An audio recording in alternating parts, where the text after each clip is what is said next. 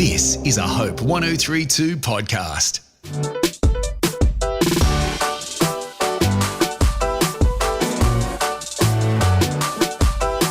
Hello, welcome to Undistracted. I'm your host, Laura Bennett, and this is the podcast where we talk to our guests about how to become better at building our lives with intention around our passions, our purpose, and dealing with some of the stuff that can get in the way of that.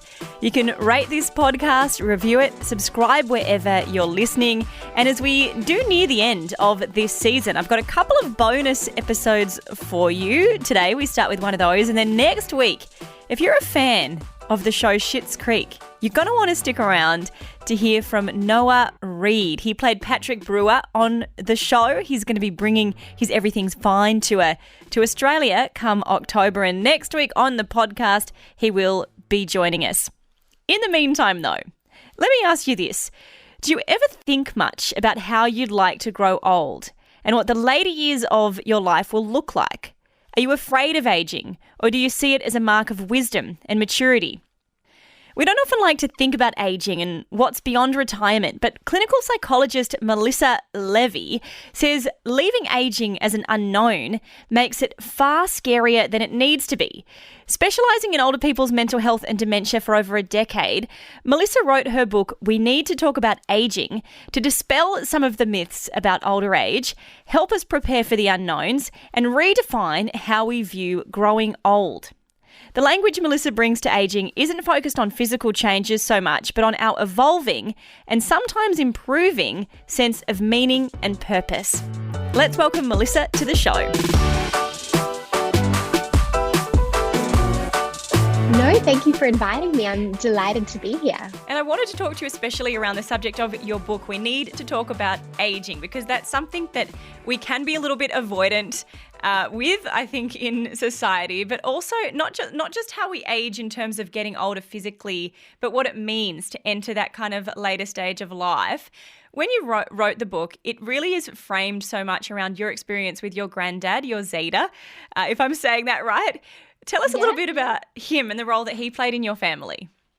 Oh my goodness. So I consider myself so lucky because I really had a grandfather who was, I guess, everything that you sort of hope and dream your grandfather would be, just this sort of, oracle of wisdom and just non-judgment and boundless love. It's a relationship that I think is just so different to any other that you have in your life. It is just this unconditional place of acceptance. And I suppose that's something that my Zaida sort of brought to me personally, but also to our family, is that really he was also a mentor.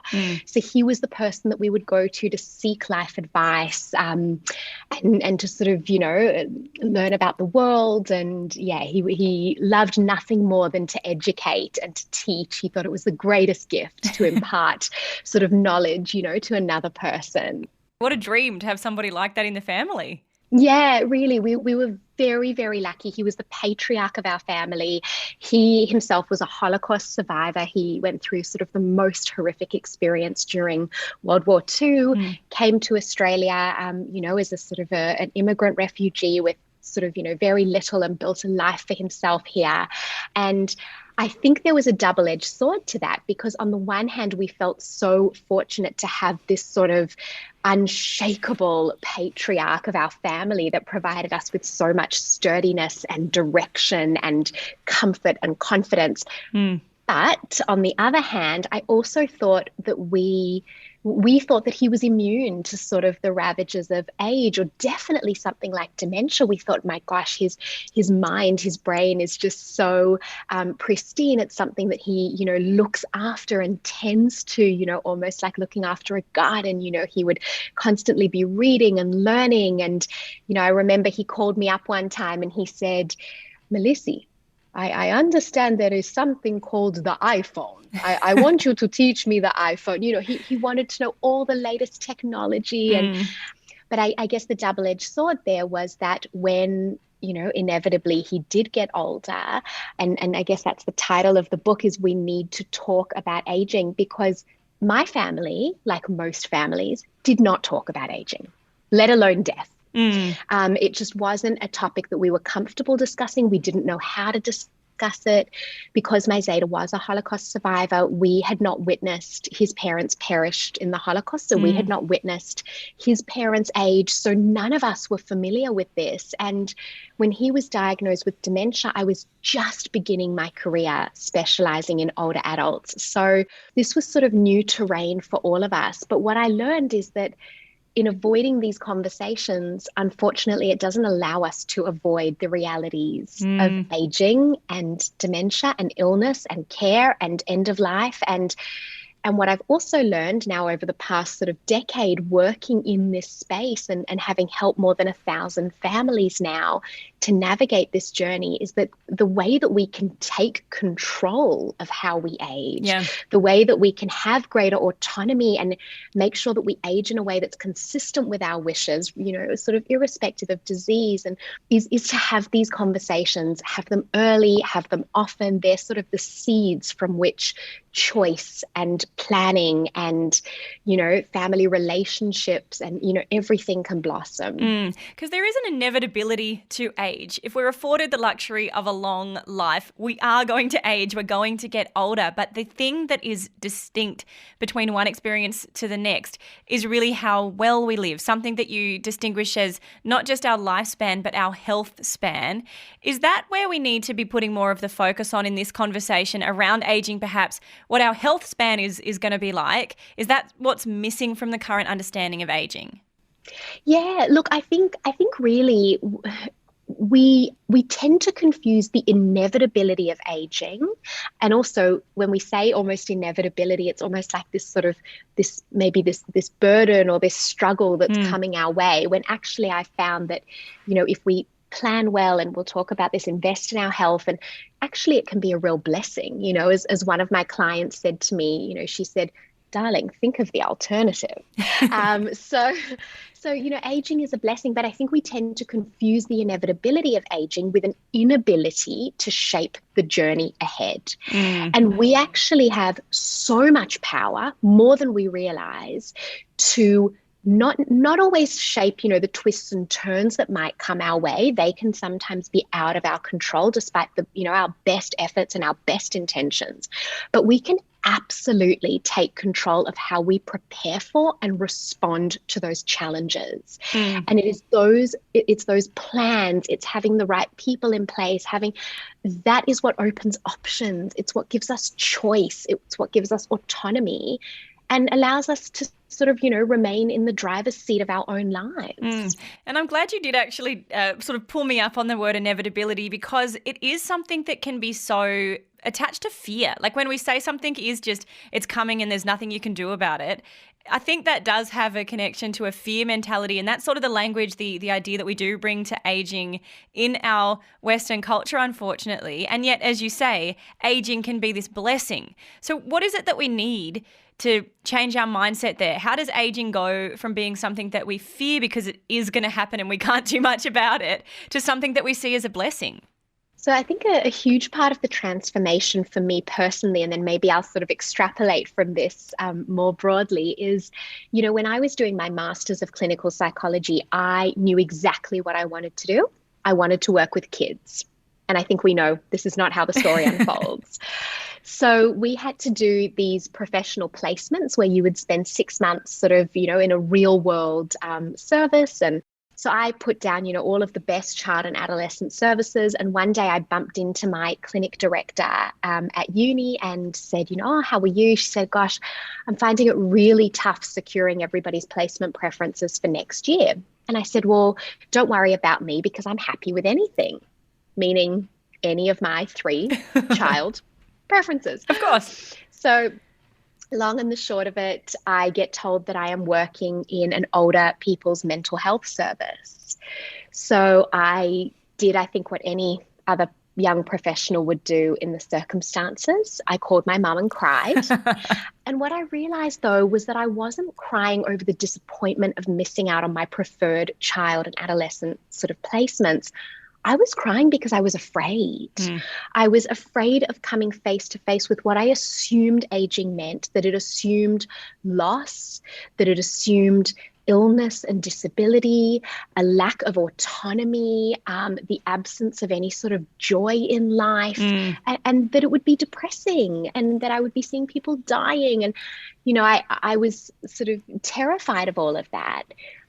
But very, very quickly in that placement, I got a completely different perspective of what aging could be. Yeah. And I guess this is why now I see it as a blessing, because what I've learned is, I tend to think of aging according to three sort of trajectories.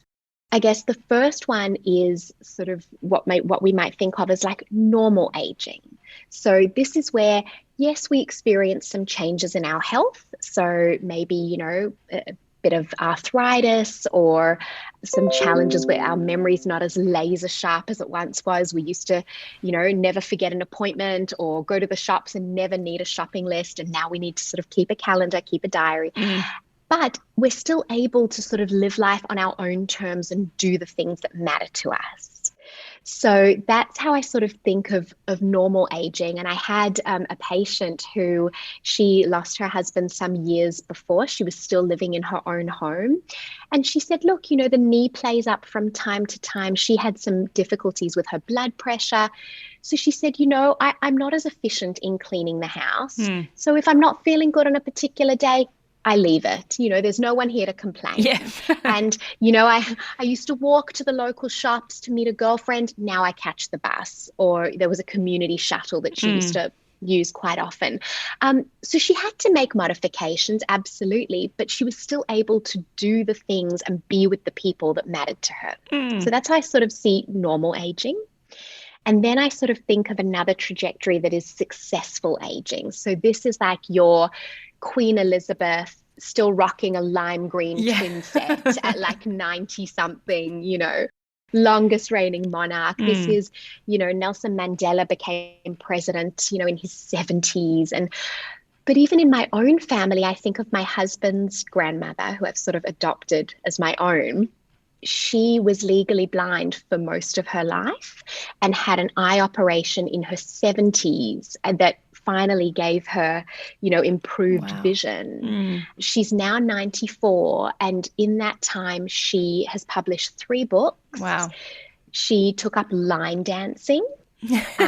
She, so again, for me, that's successful aging. So that's someone who experiences sort of little or almost no change in their health and, is still able to sort of do everything that they wish. And I guess the exciting thing there is that while we used to think of successful aging as being the fortunate few or actually there are a lot of doctors and scientists that are now arguing that actually that could really be the norm and that is what we should sort of aspire to as we get older. And we can maybe talk about some strategies for that. But the third trajectory, just briefly, is what I think of as sort of compromised aging. So this is where often we receive a diagnosis of a medical condition that has compromised the natural aging process. So this is something like dementia, something like Parkinson's disease, something like sort of heart failure. But what I really want to emphasize here is that, yes, absolutely, it takes an enormous toll on someone's ability to sort of, function independently in their daily life. But I've also seen firsthand that with the right level of support and modifications, and this is why these conversations are so important, because if we know our options early, we might be able to slow the progression of the disease medically, but also we can access support services and care services, have our ducks in a row so that, yes, it may not be exactly as we wish this time of our life would be, but we can still do things that bring us meaning and joy and purpose. We can still live with intention. Yeah, it's really well put, because I think that's one of the things that you actually pull out in the book. There's a quote here that I wanted to share where you say that good health in and of itself is not the distinction between aging and getting old. It's in fact our ability to continue to live a life of meaning, as you put it, a life consistent with our values that most profoundly determines one's journey through aging. So it's not that we may get sick or we might not get sick, or we might have to, catch the shuttle instead of walking. It's that, can we still, whatever our aging journey looks like, be living consistent to our values? So if we want to get to a place in later life or whatever stage we might find ourselves in now, how do we start to set ourselves up, look after ourselves in a way that will get us to that point of our aging journey looking like one that can remain consistent to our values, whatever our health status might be? Yeah, I love that question, because I think this is so powerful. It's like, what can I do now? So I guess I might even speak to maybe people at different stages of life. Sure. So if I sort of start with maybe people who themselves are in their 50s, 60s, 70s, and maybe they're looking ahead and thinking, okay, what can I put in place for the future? I think the most important thing is to start having conversations with family and your doctors about your wishes and learn about your options. So, one of the most difficult parts of getting older, as you say, is this sort of sense of fear, but it's often fear that comes from just the unknown. And often once we better understand our options, okay, I want to remain in my own home. That is my wish. As much as possible, I want to stay in my own home. Okay, have a conversation with your family about that. What are your loved ones or your friends or your neighbors, willing and able to do to support you in that?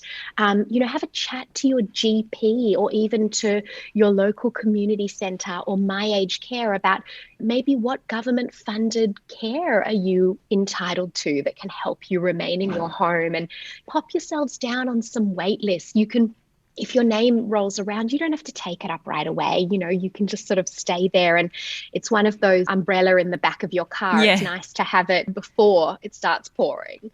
So I think it's really the conversations that we have with the people we love, with our doctors, and we can talk a bit about how to have those conversations. And it's also the conversations that you have with yourself. One of the questions that you can ask yourself that is often quite powerful is, what does a good day look like to me?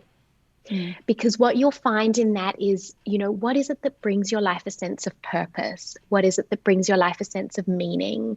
What is it that can bring you a sense of joy? And how can you continue to tap into those things as you're getting older? So I think the first thing is having those conversations. And usually the themes are health. So what are your wishes for your health?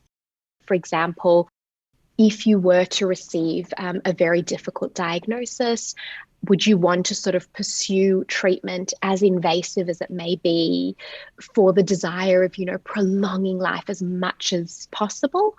Or would you rather sort of have some discussions around, at what point would you rather look at some comfort measures and what services like palliative care services are available to you? And so just understanding a little bit about that. I think the second one is around care. Where would you like to live? Who would you ideally like to be caring for you? The third one is often around sort of your end of life, how you would like to die. And you can, again, speak to your doctor around all the options for that.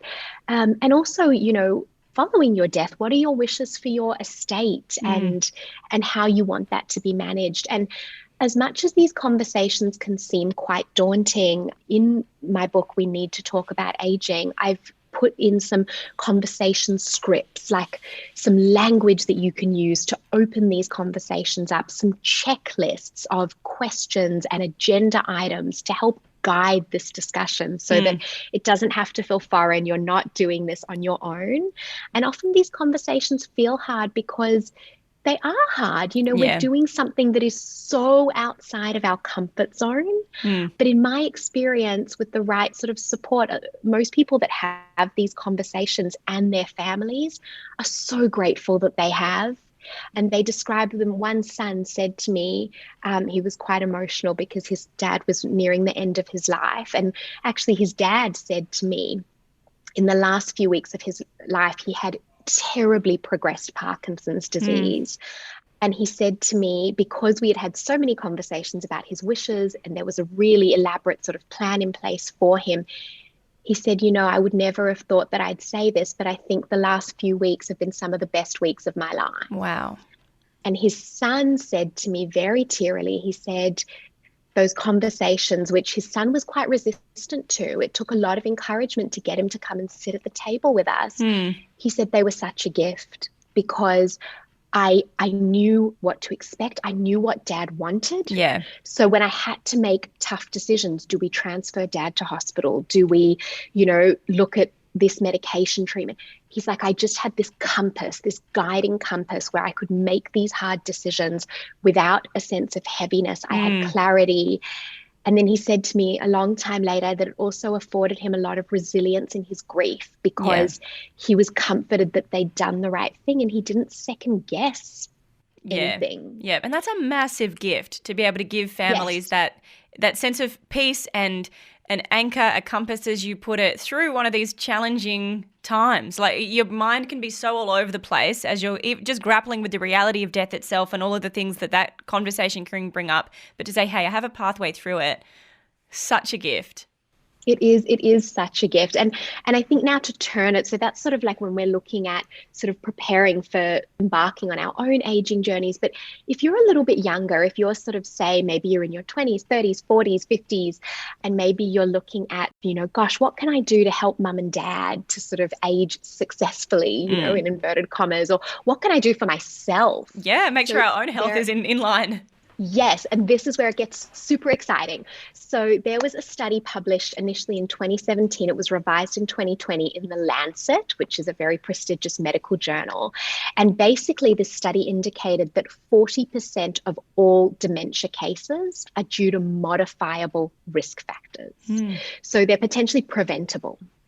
And they came up with all of these lifestyle recommendations that have been shown to not only be good in preventing dementia, but they're also strategies for generally aging well, aging with better health, with greater psychological well-being. Yeah. And also not just strategies for aging well, I think of them as strategies for living well, So some of these things, and I'll just summarize a few of them.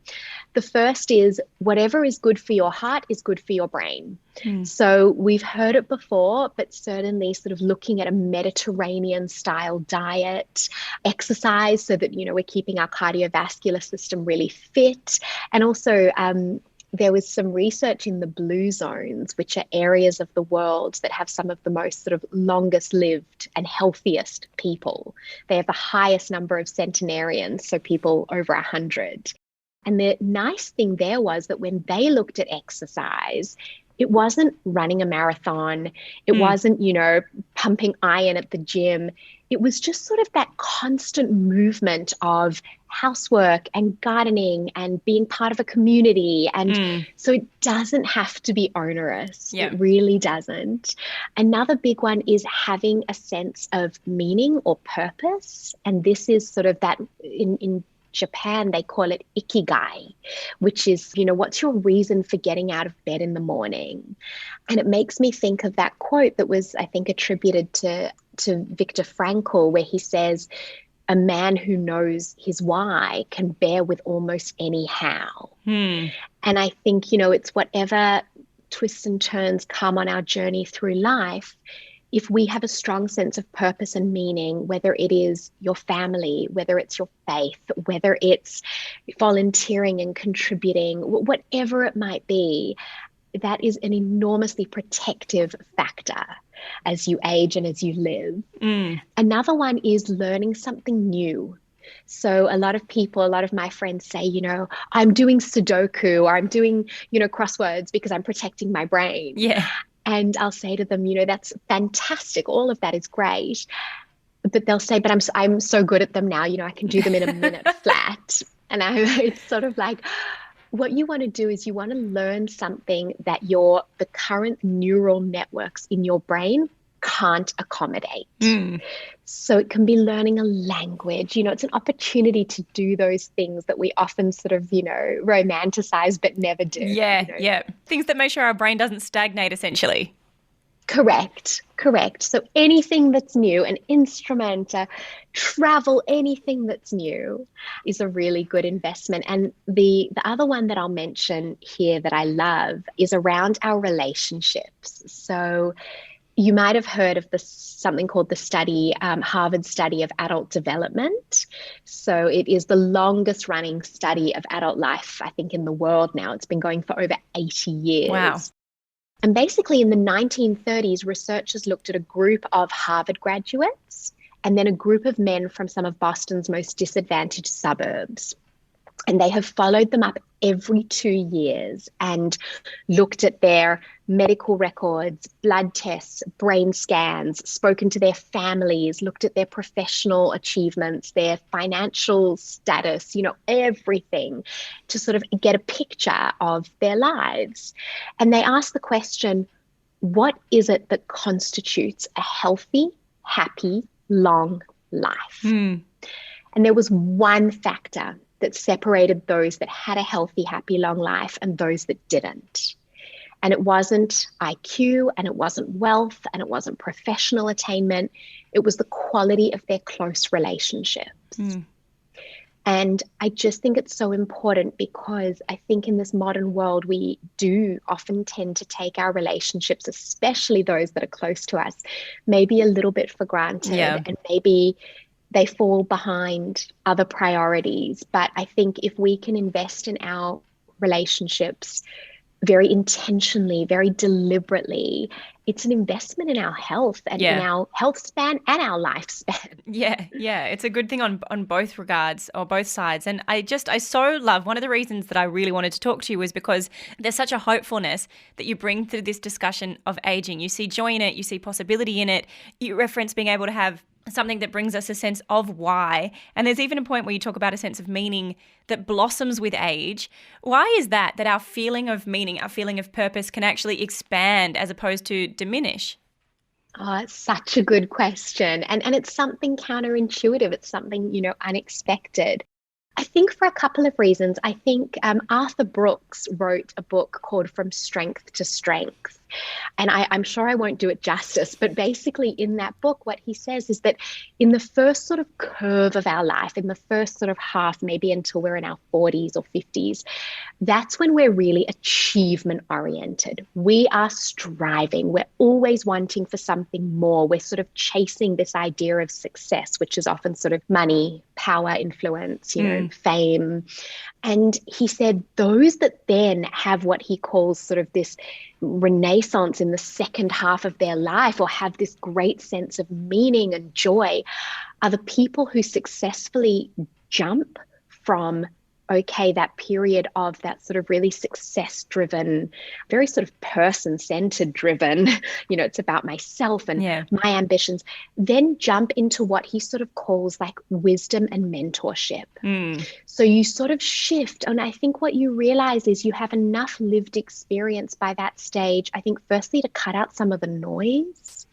And you have a really clear sort of sense of what actually matters, what doesn't, what's fleeting, what's permanent. And if you're then able to get yourself into a position where you're able to share that perspective and share that wisdom and essentially mentor others, that can be one of the most richly fulfilling times of our lives. And in hindsight, I think our conversation in some ways has come full circle. That is exactly what my Zaida did. And he had dementia, as you know, but it really took hold in his sort of late 80s. And I firmly believe that the reason that he was able to function so well for so long was because when all of the other things that gave him meaning previously in his life, so he was, very much into sports and athleticism, when his body could no longer sort of, sustain that, and when, he ran his own business his whole life, when that became a bit too challenging, he wasn't left lacking his why or his meaning. His meaning was to mentor and to serve others. And I think in some ways there's a fulfillment that comes with that doesn't come from the ways that we tend to chase fulfillment early in life. Yeah, and I think there's also too, I can imagine, I mean, for any of us, when someone listens to you, when someone respects your ideas and leans into what you have to say, there is a sense of elation that comes from that validation. So for people who are in a later stage of life who have someone who listens to what they have to say, whether they accept the advice or not, but simply that they listen, I think that probably stirs an excitement for life as well. And there's a quote that you pull from an author named Mitch Albom that I think touches on this a little bit, where he says that I am every age that I have ever been. Like once you get older, you're not just 80. You can also be 60. You can think of your 20-year-old self. You can go to your 30-year-old self. And it's like within you as you age exists every single person you've ever been. That to me, I was just like, that is such a beautiful picture of how much wisdom, as we've said, is in the elderly among us. And I think that kind of brings about a sense of respect, that we should have for them. Absolutely. And I think, there's two things that come to mind. For most of my working life, I was at St Vincent's Hospital in Sydney. So for those that are familiar with the area, you're probably sort of nodding. And for those that aren't, it is just a really richly diverse area. So because of our sort of geographical catchment, we would see, some immense wealth and affluence. We would see some really sort of awful poverty and hardship and homelessness and trauma. And there was just this enormous spectrum. But there was something that I observed, when you sit with a lot of people as they are nearing the end of their lives, irrespective of their background, their culture, every single person wants to know that they matter. They want to feel seen. They want to feel heard. That doesn't change as we age. Age doesn't negate that need. It doesn't negate the need for for autonomy and the right to be seen as an individual, as you say. We look at ourselves now in our 30s, 40s, 50s.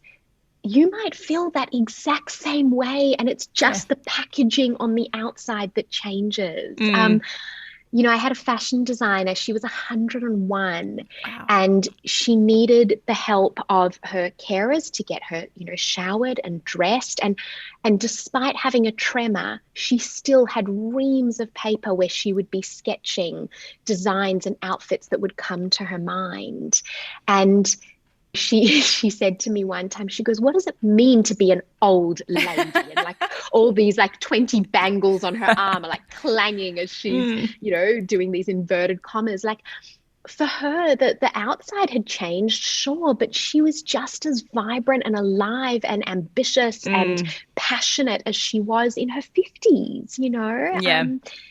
And I really think that is something that I hope people get from this, is that if we think of what we want for ourselves when we're older, I'm in my 30s, mid-30s now. So if I think of myself as an older woman, firstly, I'm excited to experience that stage of life. I'm actually not at all afraid of it because I've seen how wonderful it can be. Even when there's hardship, I can see how we can make it better.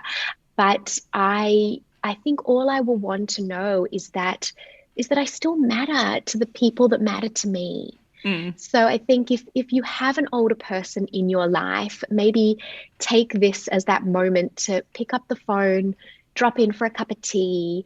The greatest gift you can give them is your connection. Your connection and your time. And there's one question I want to finish with, Melissa, which I normally will ask people on this podcast because it's called Undistracted. We talk about living life in line with your passions, your purpose, dealing with what gets in the way of that. I feel like in your line of work, the wisdom that your clients, your patients have kind of brought into your life is something I think, we want to feed into the younger generation especially. So if there's people listening right now who do want to live that intentional life, who want to be in line with the things that they feel like they should be giving their time and attention to, what have you learned from the people that you've worked with who are at that later stage of life that you would pass on to that person trying to embrace a more intentional life now?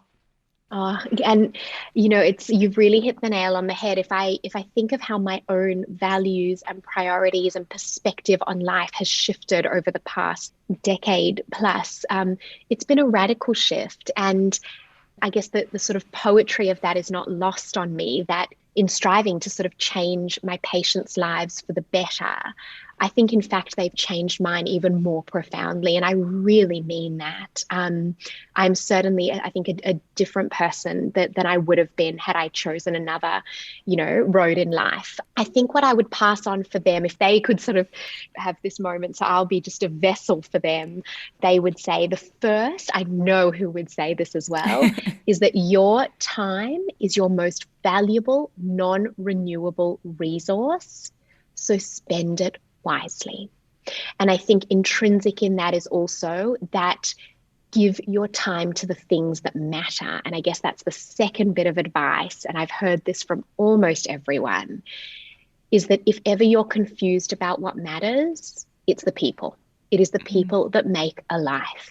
I think everything else it's superficial, it's noise. It's not to encourage you not to chase those things. I think by all means do.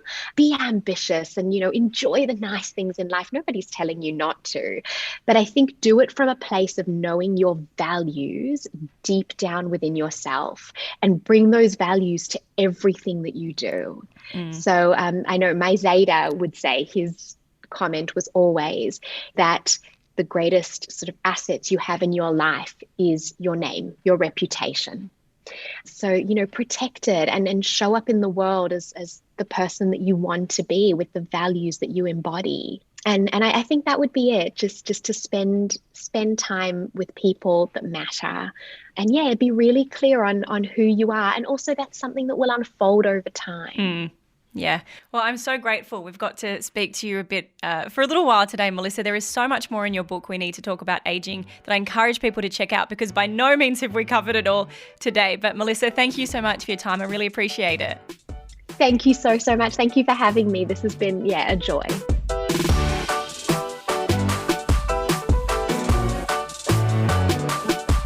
It's rare to hear someone delighting in the experience of getting older, and I'm grateful Melissa was able to be that person for us today. There's also one more quote from her book I wanted to include here as Melissa reflects on her early career placement. She said, "I learned that the losses that come with age, loss of health, memory, friends, roles, independence, wasn't the loss of joy. It wasn't the loss of quality of life or the loss of one's inextinguishable will to live." Maybe we do need to rethink about ageing, of getting older, and the elderly among us. Again, so grateful Melissa was able to talk to us. I hope you enjoyed this conversation. You can let me know what you think of it. Find me on Instagram at laura.bennett_ or email undistracted@hope1032.com.au. And with that, until next time, enjoy living this undistracted life.